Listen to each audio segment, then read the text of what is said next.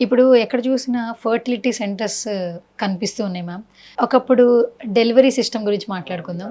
చాలా న్యాచురల్‌గా ఉండేది. అంటే సిజేరియన్స్ అనేది ఉండేది కాదు. చాలా వరకు కూడా నార్మల్ డెలివరీ ఇంట్లోనే కన్సీవ్ అయ్యేవాళ్ళు. ఆ తర్వాత ఒక ఏంటంటే హాస్పిటాలిటీ.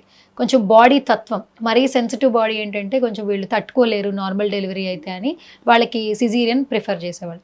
నవేడేస్ ఏంటంటే చాలామంది ఫస్ట్ కన్సీవ్ అయ్యారు అనగానే వెంటనే మాకు సిజేరియన్ అని చెప్పేసుకుంటున్నారు. వాళ్ళు నార్మల్ డెలివరీ చేసుకునేంత ఆ స్ట్రెంత్ లెవెల్ కూడా మెయింటైన్ చేయట్లేదు. ఇలాంటి సిస్టమ్ ఒకవైపు చూస్తున్నాం.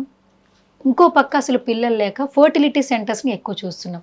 అసలు ఏ విధంగా చూడాలంటారు అసలు ఫర్టిలిటీ సెంటర్స్ గురించి? ఇక్కడ ఏమవుతుందంటే ఒక హైప్, అంటే ఫర్టిలిటీకి ఒక హైప్ ఇచ్చేసారు. ఎలా అంటే మ్యారేజ్ అయ్యింది అంటే పీరియడ్స్ ఎలా ఉన్నాయి, ఓకే ఎట్లయినా నీకు ప్రాబ్లం ఉండొచ్చు, లేట్ మ్యారేజెస్ ఒక రీజన్ ఉండొచ్చు. ఇప్పుడు చూస్తే కనుక ఇంతకుముందు కరెక్ట్గా రిప్రొడక్టివ్ టైంలో వాళ్ళు ఎంటర్ అయిన టైంలో ఎక్కడైతే ఓవరీ హెల్దీగా ఉంది, యూటరస్ హెల్దీగా ఉంది, ఫ్రెష్ ఫాలికల్స్ ఉన్నాయి, ఫ్రెష్ హార్మోన్స్ ఉంది, ఎర్లీ మ్యారేజెస్ అవుతున్న టైంలో, ఎర్లీ మ్యారేజ్ అంటే అట్లీస్ట్ బిట్వీన్ 18 to 24 అనుకోండి, ఆ టైంలో వాళ్ళకి మ్యారేజ్ అయినప్పుడు everything is working very well.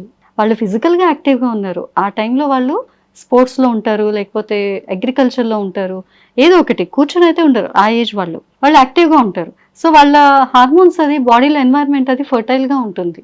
ఆ టైంలో వాళ్ళు కన్సీవ్ అయినప్పుడు నో ప్రాబ్లం. ఫస్ట్ ప్రెగ్నెన్సీ ఆ ఏజ్లో అయింది అనుకోండి, సెకండ్ ప్రెగ్నెన్సీకి, థర్డ్ ప్రెగ్నెన్సీకి ప్రాబ్లం ఉండదు. కానీ ఇప్పుడు చూస్తే ఫస్ట్ ప్రెగ్నెన్సీ 35కి వస్తుంది.